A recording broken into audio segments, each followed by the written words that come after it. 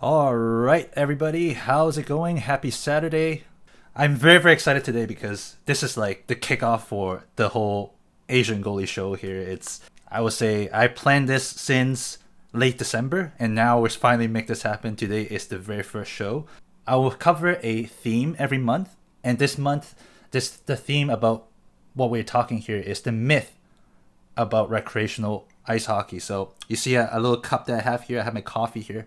That would be my routine here in this show. We're gonna put up our cup with our coffee, with a cup of coffee, and we're just gonna sit back and actually learn and chat. So you guys are part of the show. Don't feel hesitation just listening to me or my guest to talk.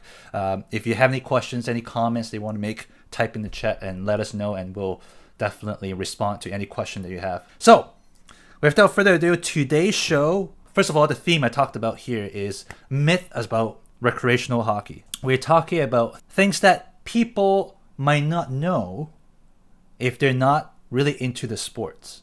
And there are a lot of misunderstanding, misconception that I found, and the guests that I've been inviting, I'm sure they will have something to say about this as well, that before they go into ice hockey, and after they get into ice hockey, there are certain things like, oh, I did not think that is actually this way. So today, this month, we will cover topics on this particular topic. So today, we'll specifically talk about a topic that is, I would say, is one of the biggest myth that I feel in recreational hockey is, do height and size really matters?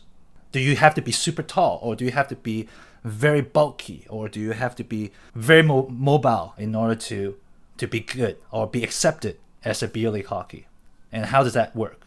And today I invited a guest that can speak very well on this topic, because in the world of ice hockey, she's not considered as tall as at all.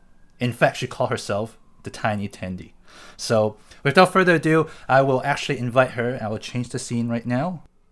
All right, Julie, are you Hello, here with us? I am here. Hello. Perfect. Welcome to the show. I'm very, very Thanks for excited to just have you here with me because, Mhm. like, you basically didn't hesitate to say, yeah, just coming in, just come in and Sure. share. So I felt very honored to have you here. And just a little bit background, how we know each other is quite interesting too. Um, we, I think we joined the group ice hockey training together for like two 2 weeks or 2 months or something, right? Yeah. And then we In build a relationship September. Yeah. there. Yeah. Was it Yeah. September? It was September. It was pretty cool to meet someone who was like just a beer leaguer, but like paying a lot of money for like private sessions just to get better at like beer league. Yeah. That's true. That's true. Yeah.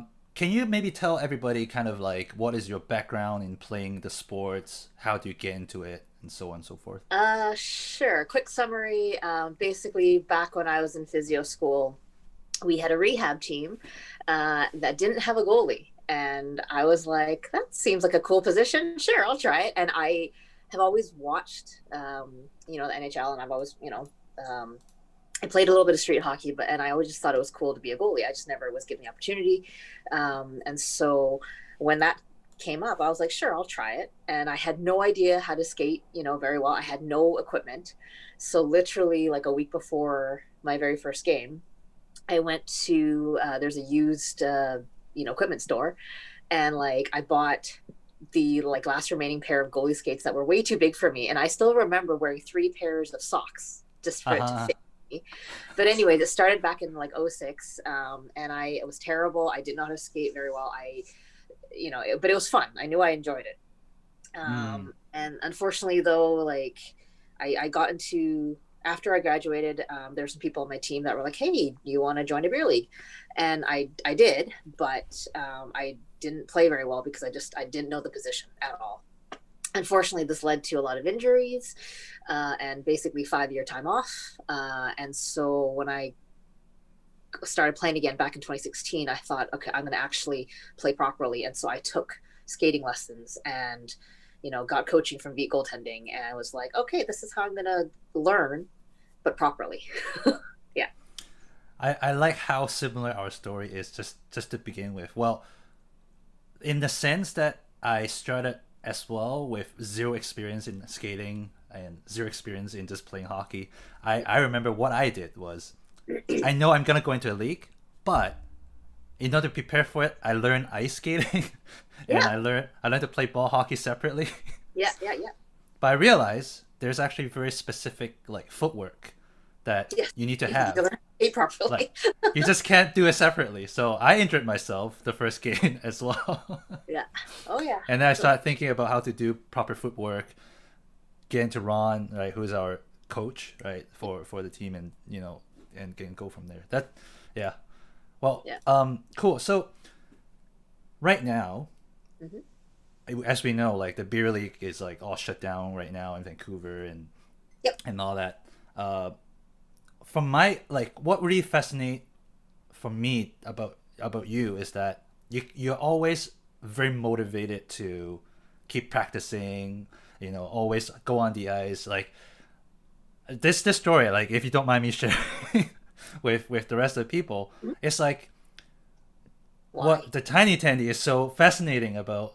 It's like she would pay for an ice time just for herself to just get on ice to get Yep. trained. And like it to me, it's not about the money problem anymore. It's about like the dedication. You want to get improved. You want to just be so good about certain things. Like where is this motivation coming from? Like what is kind of the thought behind it? Why do you think it drive you? Uh, just because I love it. Like I think it stems back to the fact that at one point, like the reason why I was off for 5 years is because I actually needed surgery. Like I dislocated my glove hands 5 times. Mm. So to be actually told by the surgeon, you're not going to play again. And again, I wasn't even good back then. I just discovered this position that I was like, oh my God, I actually really, really love it.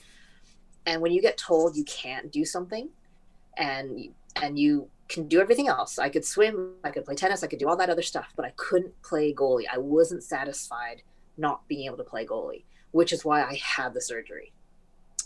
And I'm like, if I'm going to I'm going to have an elective surgery, like to be a goalie, then I will be the best goalie that I can be because I've been given that opportunity now. I've been sewn up. I still wear a brace when I play, but I love it so much that I will be the best I can be. So because I've never had training before, right? I mean, my God, my niece started skating at 4 years old. She's 13 now. She's such a good goalie, but because she had the foundation of knowing how to skate. So my skating is still poor, like I think. So I want to be able to be better at that and then be better at making saves. And the other thing too is because I am so small, I have to be very technically sound because I don't have size to my advantage. I need to be positionally sound and control my rebounds properly so that I don't give other people chances. And in order for me to do that, I have to go through this training because, my niece being in organized minor hockey, she gets ice time 4 or 5 times a week, right? Even with the lockdown, she's under 18, so they still get practices. Right? They don't have to pay for their ice time. Once you're in beer league, you don't get that opportunity. You don't get free ice. You got to pay for everything. And so, yes, like, I work hard so that I can play hard. But it's because I love it and I want to be the best goalie I can be in my beer league, and also not have my surgery go to waste. Like, there's a reason why I had it, so I want to make of it. And I enjoy it. Like, let's be honest, I love it. I think this is one of the very profound thing that I get from you is you don't let your background or whatever that you experience to negatively affect you. You actually turn it opposite in a very opposite way. Like you think very positively. You're like, okay, now I got the chance to actually go back and actually do well. Yes. I better make use of this opportunity. I think this is what I so like about you as a person, because you just always give out the positivity to, like, I think who you are actually affect a lot who you're surrounding, no matter whether someone would tell you about this or not.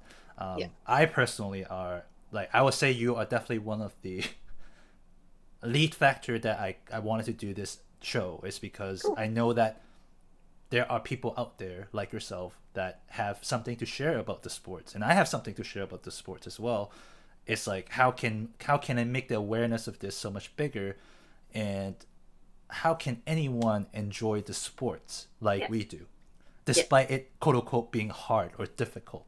Yeah. I think these kind of words only come from people who are more like kind of not very into the sports, but like once you really get into it, you're like difficult. It's just a challenge for us to get to the next level. Like no Yeah. problem, right? It's still difficult. I still find it very It's, difficult, it but is. it's a challenge that I enjoy. Like it's not. I'm not one of those naturally athletically inclined people. Like I don't run fast. I don't jump high. It takes me a while to learn something, which is also why it's taken me so long to get decent, sort of. So for me, it's not easy to learn an athletic skill.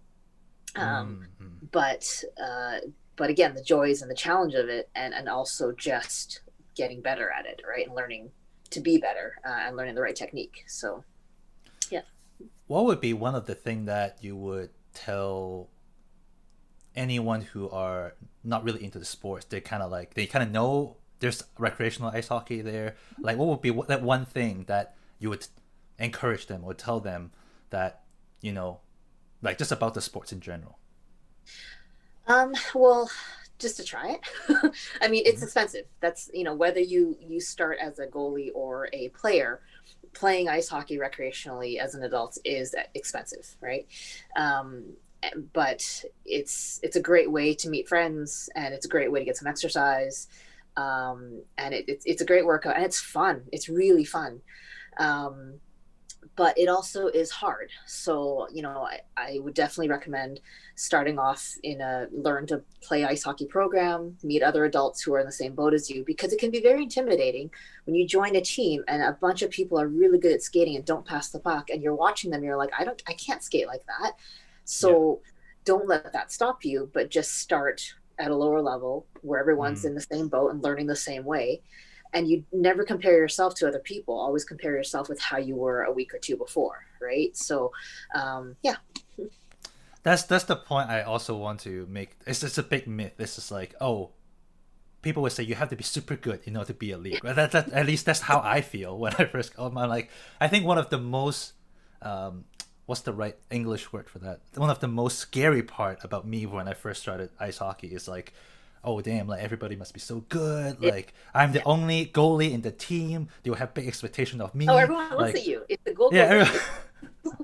Right? Yeah. Like we've chosen a difficult position to play. But yeah, that's on What us. what is your experience when you first play ice hockey as a goalie? Like what are the team tells you? What do you hear from your team? It was so encouraging. It honestly, so my rehab team that I first played for, there were a couple skaters, Anne in particular. You could tell she played hockey as a child. Just skate, it was like butter. It was smooth. It was easy. And they knew that I could barely waddle onto the ice. And if I went down, I would not get back up. And my husband can attest to this. Like somebody would shoot from center ice. Yeah. And I would go down. It's nowhere near me. And then even though it's like coming slowly towards me, I was not able to get back up, and they scored from center ice. And it was terrible. And I think I have footage of this, but the team was so encouraging. They were just happy to have a goalie. They were happy to have someone stand there willing to have pucks shot at them, right? My very first set of pads were the old Coho, like stand-up style pads, the Coopers. But I was dropping in a butterfly, not understanding why my knees hurt because there were no knee stacks. But I didn't know that, right? I'm wearing stand-up style pads and not knowing how to play. But the team was so encouraging. I mean, we were 0-15 or whatever it was. I think my first few games I led in 11 or 14 goals. But everyone understood that we were all new. Even the ones who were experienced were like, whatever, we're just here to have fun and exercise. And that's what it was. And I'm very lucky in that that's the environment that I had, to then go into the women's beer league that I started in. Yeah, it was I have a very similar experience as well. Like, I think, let me ask you one more question. I want to see if that could resonate with you as well. Have you played any other recreational sports? Like teams recreational sports? I guess not. Like growing up, like high school, I did a lot of team sports. But Mm-hmm. once I hit university, I was much more into the solo sports. Like I did a lot of badminton and tennis. Uh, Mm-hmm. and then, yeah, and hockey. Like I've played forward and I've played defense, but I definitely prefer goalie. Got it, got it. Yeah, the reason why I brought that up is because I used to have a very, I wouldn't say bad experience, but like I used to play ice high school soccer, Mhm. and that was my, I think my very first experience playing the team sports that is like in a league per se. Like you're playing against a team, there's a referee there, and they're like, they're being serious about things. And my experience with that was, if I suck, like if I just don't know what I'm doing, if I'm not try, like even if I try but I still not doing so good, Yeah, my team will literally tell me you suck, you like suck. just Yeah, like literally. And yeah, I think that was one of the impression that I have, that like, oh god, like any team sports in North America, because that was also yeah, my first sports. I come to Canada and that's the sport I play, yeah, and anything to do with that, it would be like very competitive, have a high bar of entry, you better be good before you even yeah, start. So I think that was one of the, it created the impression that okay, ice yeah, hockey is also like that. yeah, So yeah. but end up And, like you said, it's like I don't feel that at all. Like it's very, people are super encouraging, and mhm, I joined a team that's like individuals too. Like it's not yeah, like a team with and yeah. me. It's like individuals that form a team together. Together. Yeah, yeah. Yeah. And it will depend. Depends on the teams that you play for. There are some teams that I have spared for that I will never spare for again because their level of compete and their attitude was not what one that I liked. Like Mm-hmm. telling each other that they sucked or that they weren't encouraging on the bench or in the change room. Like we're not in the NHL. We're beer league, right? Yeah. So Yep. for me, like a lot of it is about fun. I do have a level of compete in me for sure. Like I Mm-hmm. enjoy playing a good game, Yep. um, but at the same time, like I'm not gonna go play a higher level, knowing that I'm not at that skill level because then yes, I will suck and I will stand out, and but all those people, it's no fault to them. They're used to that level of compete and they have that skill set. So for them to expect the same level out of me is not unfair at all because if I'm Mm-hmm. choosing to play a double A women's team, I better have that skill set, right? Because Yes. all those women do. So for them to then say I suck is no offense at all because I know I do. But if I'm playing like lower division D or E, and they're telling me that I suck, and I'm like, dude, we're at the bottom of the league. That doesn't really, Yeah. really. So Got it. Got it. Yeah. I yeah, that's, I agree that like you can't fit into every single team neither. Like absolutely. nowadays, at the level I play to, it's just like, yeah, I'm on a more, I would say more above average, like maybe average to above average in terms of my skill level. But Yeah, still, like it's so easy for me to run into a team that like, oh, you're like high intermediate goalies in this division. You must be good, right? They have certain expectation of you. yeah, yeah. Yeah, Which they which can. sometimes, which sometimes make it, like you said, like nothing against them, but like Yeah, it's just like you would never know when you're just there, like, oh, what kind of expectation you have as well. yeah, So yeah. I will say though that I did spare for one of my teammates who they played varsity and they were phenomenal. She needed me to spare, and I did play for their team, and it was a hell of a game. I mean, some of these women were formerly in the Canadian Women's Hockey League. It's like that's how wow, good they. wow. But at the same time, because you're my friend, I was like, well, I don't want to suck, so I basically had to mentally prep for it and play my best game ever, Yeah. and it was really fun because even though they knew, like, I don't play the puck. I don't know how to skate out of the crease and play the puck. They're like, don't worry about it. They were still very, very supporting. So you can have teams that are high level Mm. and but still very, very encouraging, understanding that their goalie that they get is not of that level. But then yes, there are other teams where winning is about it. Winning is everything, and those are the kind of teams I don't really want to play for because it's not about winning. It's about friendship development and team development, skill development, and playing together and playing well. So that's kind of how I look at it.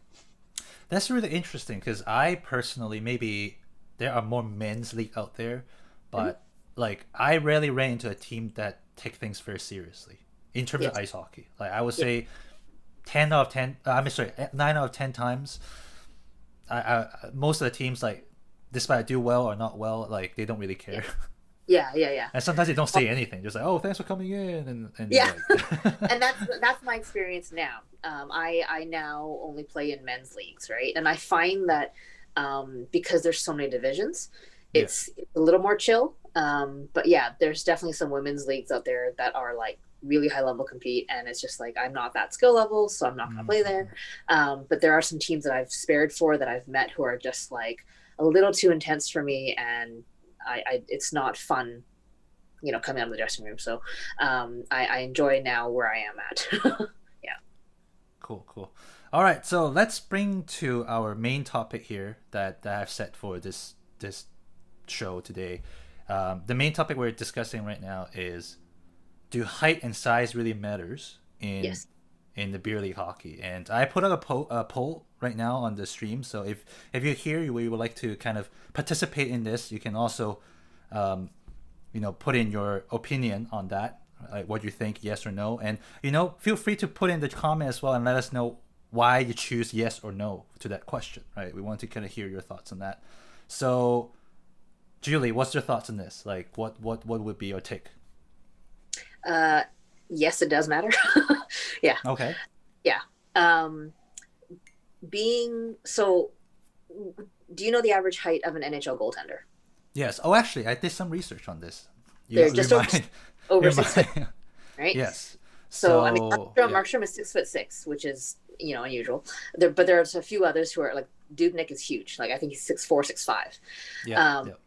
They are guarding a 4x6 net, right? And they're over 6 feet tall. I am 5'2". So me just standing there alone, I'm already at a disadvantage. So size does matter in that just me being how short I am, I naturally have a disadvantage already, right? Because if you stood, I mean, you're what, 5'9", 5'10"? 5'11". Okay, sorry. Yeah. So you stand in net and you'll cover a lot more than me, right? Yes. If I drop down a butterfly, half the net's exposed. Whereas for you, if you drop down a butterfly, your shoulders still cover the top half, right? Yeah. So for me, it is a disadvantage just purely because of that fact. But to make up for it, I then have to play my depth and my angles a lot better. I will just come out further to cut off the angle more.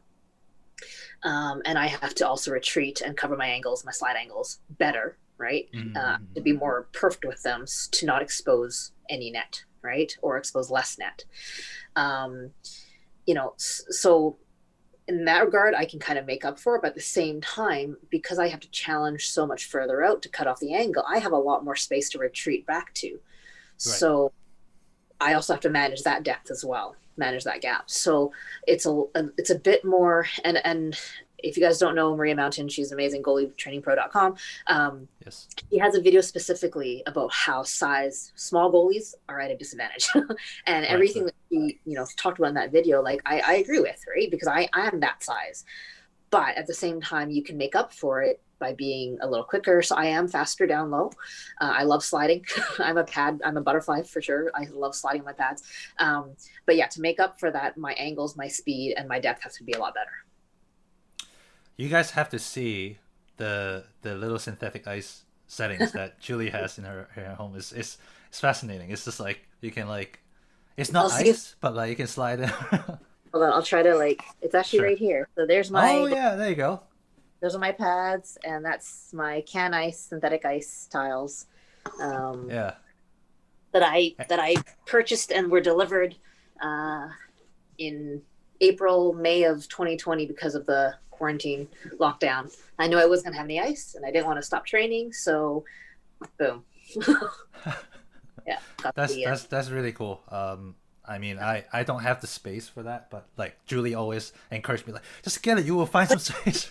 I'm in my living room right now. I'm sitting on the tiles in my living room. So. Yeah, this is 4 by 10 feet. So cool. Yeah. All right, so I will give my own answer to that. And to me, so first of all, just to give a little bit kind of perspective to everyone, when it comes to the top level, right, NHL, based on my own research, we're talking about the average NHL goalie average height is 6'2". And by looking at that, I'm not even on the average. But then when I'm going through a little bit deeper, Julie, maybe you can actually try answering this question. Who do you like? Who are the shortest goalies in NHL history? Like how tall they were? I think the shortest one was 5'7" or 5'8". I think. It's actually not. I know there's a player. Oh no, that might have been a player. Yeah. Goalies I'm talking about. Goalies, I don't know, 5'11". I'm guessing not. I'm guessing they're at least 6 feet tall. Actually, it's actually interesting. I don't know when they exactly play, but based off the website that I go through, they were saying the shortest goalies in NHL history is called Roy Waters, and he was only 5'3". Ah. Yeah, so I'm gonna just You're going way back. Yeah, probably way back. I don't know exactly when. Oh, he was born in 1900. Yeah, you're going. And he passed away in 1957. So it's not in the modern history for sure. Yeah. But what I want to say is like, what this message gave me is that, oh, actually, you know what? The second shortest goalie in NHL history, Darren Pang, he's only 56 years old right now. And he's only 5'5". So he's not tall neither. And the last time he played on the NHL for Chicago Blackhawks on the 1988. Nice. Yeah, although his save percentage is not that great. I'm looking at like 869.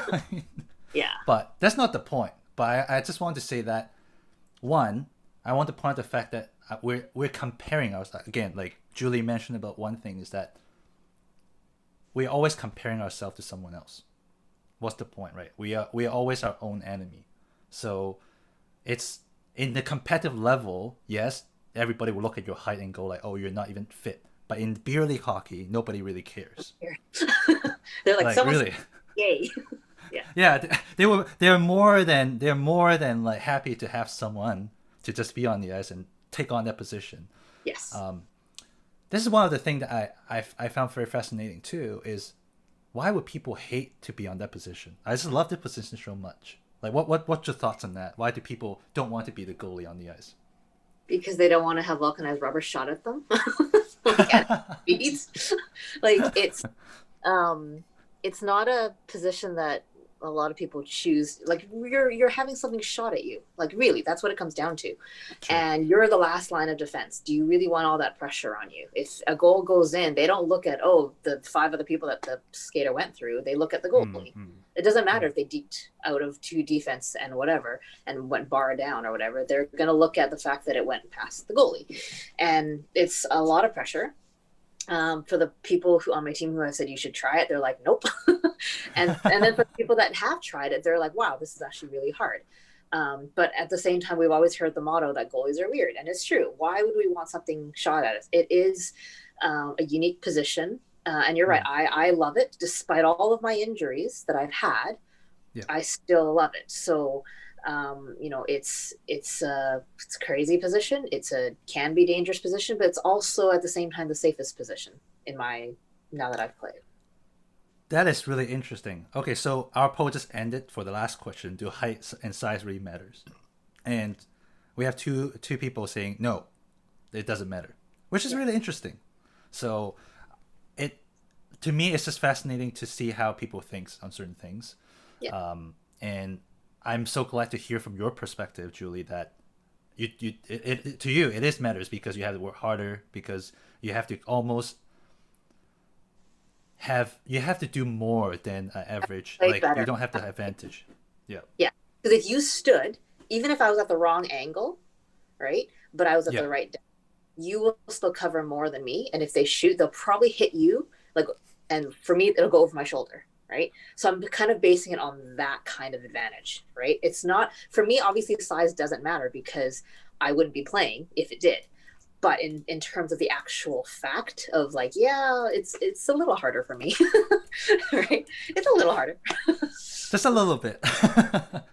Yeah. I think it really depends on the levels that you play. Like, I think if you're playing at the highest level, like more high, the higher level you go, the better the shooters are. Then yeah, Absolutely. like that would Yeah. become more obvious, like Yeah. the area that you cover. Because So people can I pick agree. corners. So that's why. Exactly. Even the 6 foot, whatever, 5, 6, like they would still have holes, and people can pick on it. I'm like, how? Yeah. And it's precise. It's perfect, right? Whereas for me, it's a little easier than, they don't have to be perfectly precise, but it's, a little bit easier than say on Yeah. you. So going back to what you talk about, one thing that you point out, you said goalie was one of the safest position. Yep. Can you elaborate a little bit more? Like we have, by the way, we have a poll right now, different questions. Is goalie a very dangerous position? That was something that we want to talk about as well. Yeah. But And my why? answer to that, yes and no. Yeah, why do? Like, why do you say that? Like, it's a safe position. Because I've seen a lot of my teammates and a lot of people go into the boards hard. They're chasing down a puck. They get shouldered in the head. How often does that happen in the NHL? I mean, it's obviously they get penalized for it, Yes. but how many times have we seen a player go into the boards? Naslin broke his leg, right? Going hard into the board, he gets tripped up, or shouldering into the boards. Even in the World Juniors, one of our players got hit into the boards and he almost separated his shoulder. So in my league, in the lower levels, 3 people in one season broke bones because they didn't know how to stop. So they, one broke his shoulder blade slamming into the boards, one broke his ankle because he caught an edge, and one broke his wrist because he fell too hard skating because he didn't know how to stop. How many times does that happen to a goalie? Like we're not charging for the puck. We don't have our head down. We're not having to chase or fight in the scrums in the corners, right? So we're not in that kind of play. We're never skating that fast that we're going to risk going to the boards. We're never being checked, right? We are alone. We are alone. And the only risk that we have is someone coming in on breakaway and they maybe get tripped up and they'll slide into us. But again, we have so much padding, we're not likely not going to get hurt from that, right? So it's safe in that the only thing that's really a threat is the puck. People will come in front and they'll fight for position in front of the crease, but they're not after me. They're not going to punch me. They're jockeying for position with my defenseman, but I'm not the target. They're trying to screen me and they're trying to block me, but they're not trying to hit me. But in beer league that I've seen and played in, players are out to hit each other, right? Yes. They're not trying to hit me. Like goalies are one of the most well-protected people on the ice. My teammates are going to defend me. The refs are going to defend me. As soon as they're just skating my crease, my ref is yelling, skate in the crease or foot in the crease, get out. So I'm very well protected in that regard. So that's why I feel pretty safe. Like I know people are going to stand up for me. If anyone hits me or cross-checks me, I don't have to do a thing because my teammates are there's going to be 3 people jumping on that player for me. So that's where I feel very safe in that regard. One of the things that I think people misunderstood about the position is, how, like, especially for people maybe ever touch a puck, like a puck is a freaking hard rubber, like very solid, thick, like I don't know how to describe it. You just have to like hold it, to know exactly how that feel. Yeah. But maybe people are very scared about that thing in a very high speed hitting on us, right? Yes, because it can hurt. As a defenseman, I've blocked shots with my player's glove and it hurts. It does. As a goalie, if you don't have the right equipment, it's going to hurt. If you get hit in the wrong spot, it's going to hurt. I've been hit in my collarbone twice because I have a net guard and I have a dangler, but it hit me and I still have the scar from it. So I've been hit on this side and on this side. I've been bruised through my chest protector. I've been bruised in my hand, taking a shot from a former WHL player who basically this finger, like if I hadn't been wearing a pro palm glove, this probably would have been broken. So it can hurt. Yes, it can. But at the same time, if you wear the right equipment, you're less likely to get hurt from a puck than, skating out. For me anyway, like I don't skate out and play as often. And for my teammates who do play and skate out, they probably don't get injured as often either. But a lot of games that have been stopped during my time playing, like if they've had to call a paramedic or whatever, it's because a player got hurt, not a goalie. Speaking of the right gears, I can definitely speak a lot on that. It's just like, I think from my own experience, having a gear that like normal gears usually would block, I would say, 95% of the time, but there will be once a while that they would hit you in a very awkward spot and you never thought that they would hit you on that way.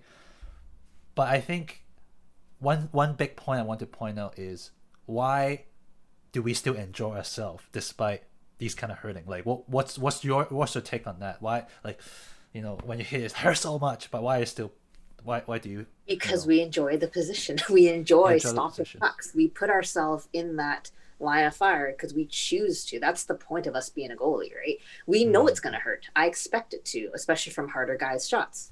Right? Yes, we expect. Yes. So, and yet we've chosen that position. So it's not unusual to go back to not play. Like, why would we stop playing? Because we expect it to hurt. I mean, for me, one of the things that did suck though is my very first concussion was being in net. I was hip checked by someone, so that was not fun. So yes, you can get injured. I mean, like I talked about before, 5 dislocations from my glove hand. So yes, injuries can occur, and I've had about 12 or 13 different injuries. But yes, why do I still keep playing? Because I love the position. That's literally what it is. I love playing. I couldn't, and I've played defense, I've played forward, very little, but like more defense. But I still love goalie. I'm a goalie. That's me. Yeah, that's really interesting. I would say I'm trying to also go deep into why, the psychology behind why I love the sport so much too, and in that particular position as well. And I think one biggest thing is stopping pucks. Like when you make that save and then people go like, oh my god, like it's so good, right? That feeling to me is the biggest reward from anything else. Yeah. It's an awesome feeling. Yeah. Even the ones that go in are like, well, I'm going to learn from that. Right. All right, cool. Okay, so far we have one people that says, goalie is actually not very dangerous position. That's what they say. So we are kind of on the same line with that. So cool. I got one more thing I want to cover in this show. I think it's something that we can all kind of talk about this. We kind of covered that a little bit throughout our chat here as well. The question is beer league hockey in North America, like, I mean, for us, maybe we can talk about in Vancouver from our own experience, is it very competitive and have a high bar of entry? What is your take on that? Yes and no. Again, it depends on what level you choose to play in, right? So I have spared for higher teams. I did spare once for like a double, I think they were double A or A2B, something like that, like a higher level team. I've played for a team that had former CWHL players. And then I also play for guys that are higher in ASHL and also like sort of Div 1, 2, 3 in NCHL. So, I mean, it's hard to compare, but like, yes, all the different teams that I've played for and spared for, yeah, there is different levels of compete. And like for me, I've come from I've played for 2 main teams, and both of which we won a championship for. So, and we want to defend them, right? So there is that level of like, we want to defend our cup, and we want to, and once you win a particular league, I think you move up to the next one, right? Yeah. So yeah, and obviously the higher you go, especially for the people there that have played very high level experience or high level hockey, their compete is going to be way higher than just a beer league or just entering, right? So when I first joined, it was the bottom of the barrel, and I was fine with that, right? It was just about learning. So it really depends on what team you join and what is your outlook. What's your goal of playing beer league? If you want to win a championship, well, that's great, but it's a lot of hard work to get that, right? And most of the time you got to start off with just getting your skills right. Like, you've got to be able to skate and stick on the puck and eye on the, just being able to see the ice well. Like, it's, you're going to get hurt if you don't, right? So, because people can't stop in lower levels. They really can't. Yeah. I mean, I've had people run into me because they just don't know how to stop. So like, oh, let's run into the goalie. And it's totally fine. For lower levels, I expect that, right? Because everyone's still learning and think that's totally fine.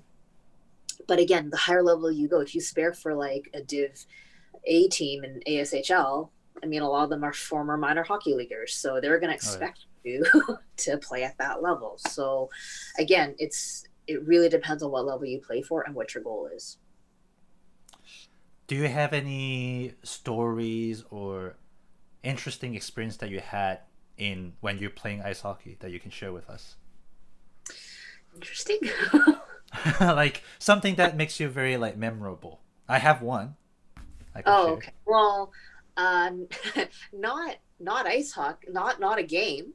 Okay. But my opportunities that I got. So I love women's hockey, which is why I'm wearing this. And a friend of mine gave me an amazing opportunity. I joined her team. We flew to Montreal in 2019. And I got to train with Olympians. That's so cool. I had Caroline Ouellette and Marie-Philippe Poulins shooting on me. Like, they are gold medalists for Team Canada. And I got to talk to them. And they're so down to earth, and they were so nice. We did a 2-day training camp in Montreal. And my friends and I, we flew over there. And I got to take selfies with them. Like, I got to chat with them. I had Olympians shooting on me. How cool is that? So that's one of the memorable experiences I have ever had. Yeah. That's impressive. That's something that I wanted to, I don't know. I always have this weird desire or weird dream that I can, like, I don't have to be in the pro level, but like if I got a chance to interact with the pro players and actually be on the same ice, like it, to me, is almost a dream for me. And actually, I don't know if you know about this, Julie, since you're also in Vancouver. The Canucks, they have the Pro-Am tournament. Yep. I know. Right. I joined the very first one, and that was my quote unquote very first experience in a serious kind of. Well, people are serious there, but at the same time, it's like yeah. So I still remember I had this.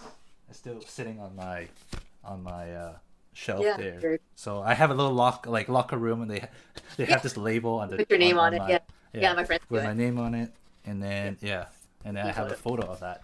Like awesome. That to me is a very memorable experience that I would never forget. But yeah, I think this is the things that before I even go into ice hockey, I would never think that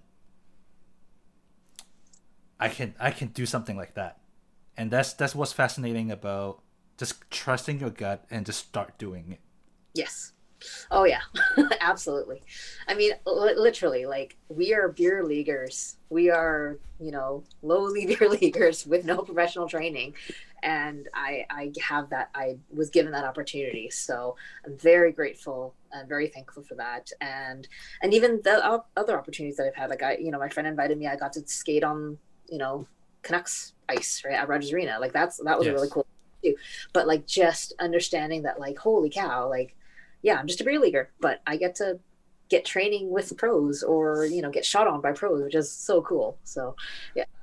Yeah, I remember that. Yeah, just going back to that event. Yeah. It's like I skated in Rogers Arena once. That was my first time ever. And you might not know about this, but Roberto Luongo was one of my biggest inspiration for me to actually play the position. And when I'm on the goal crease on that ice, I'm like, holy crap, I'm like literally standing on the same space where Roberto Luongo was at. I was like, had the exact same feeling. Oh my god. Stood in the crease, and I'm like, Luongo stood here. I looked up and I saw the banners that were hanging there, and that's what the pros see all the time. So I took photos. I'm like, I'm in the pro crease. Like, this is where Luongo stood when we won that historic game. It was very, very cool. Yeah, totally. I miss that so much. Like, I hope the Pro-Am came back at one point, and I could have like. Yeah, I would definitely want that to come back, and more chance to really promote more. I feel like the awareness of beer league hockey is not there enough, and like I don't think it's as hard to get in as anyone would think, and it's not as scary or as dangerous people would think playing ice hockey. That's kind of the thing that my parents would say to me. It's like, why are you doing all these, like, it's so dangerous, like, don't do this. But then, Well, especially for me, like I'm like growing up, it's like girls don't play hockey, right? yeah, Like you're so small and you're whatever. But now it's just like so many women are playing hockey, which I love and it's awesome. Like both my nieces are both of them are they're goalies. they're 13 and 9 and they're both goalies. So nice. I love it. Yeah, so it's great. Yeah. Very cool. Very All cool. right, so for anyone who wants to kind of know more about yourself, who want to kind of, maybe ask more questions after this show, like, how can they get in touch with you? You can just find me on Instagram. My handle is Dooliedo, DOOLIEDOO. That's it.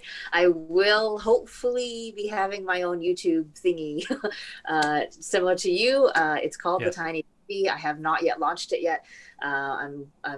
Felix has inspired me to create material to actually do a video thing and just have my own channel and maybe put up like a weekly video every week, like a video every week. But I haven't been able to do that yet, but hopefully I will soon. But for now, Instagram, yeah. You can message me. Yeah, you guys can also see her Instagram handle on the screen here as well, right underneath her camera. So go follow her, definitely. I know she has been kind of writing out her own stories, how to manage it and all that, right? Like there will be a lot coming up. I'm very confident you'll see a lot more of her stories, background. And like you're kind of doing like a documentary kind of thing, right? Kind of, yeah. It's basically just a talk of like, why am I a beer league goalie, or why am I a goalie in general?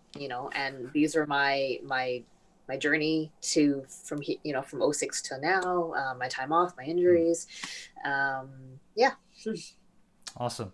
Well, Julie, I really, really appreciate you came here, and well, thank you for having me. This was really fun. Yeah, there's something that, it's the first step, going into doing this and raising awareness, and you being the first guest is exceptionally special to this show, for sure. Well, thank you. Okay, so I want to close this off for everyone. So if you want to hear more like about beer league hockey, or you want to kind of get involved in a community that actually everybody talk about this, you just want to get yourself, hang out with people who actually do this. We actually have a Asian goalie community in Discord. So if you use Discord, I have the link on the panel below. You can actually click on that link. It's very easy. You click on that link, you join the Discord channel. We'll have specific channels that specifically talk about ice hockey and beer league hockey. So you don't have to feel shy if you haven't chat, if you have to say anything in the comment, that's totally fine. I'll get more people in the community, and that would become more of an active, sharing kind of environment. If you have any questions, more things will also be there to answer as well. So finally, if you have any questions, anything that you want to learn more and hear more about beer league hockey, feel free to comment in the channel as well, on this chat as well, so I can make sure that I get that back to you. And if you want to learn more about what's coming up, like I have so many guests lining up here. Actually, we'll come back on the same time, Saturday, 2 p.m. Pacific time.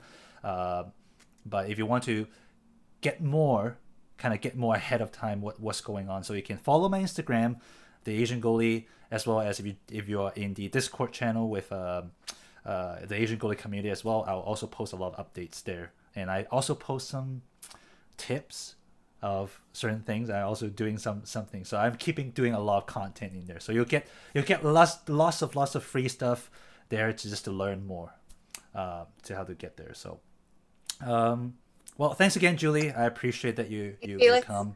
I'm sure the audience love you. Like I saw Miss Kitty here is always kind of saying like engaging, so it's perfect. This is the environment I wanted to create. And actually, eventually, attract more people come here. We have a chat that's running, and we can have more interactions to our audience as well. Very awesome. Cool. Thank you very much. I appreciate your time. Yeah, I'll end the stream here, and I'll talk to everybody in the next show.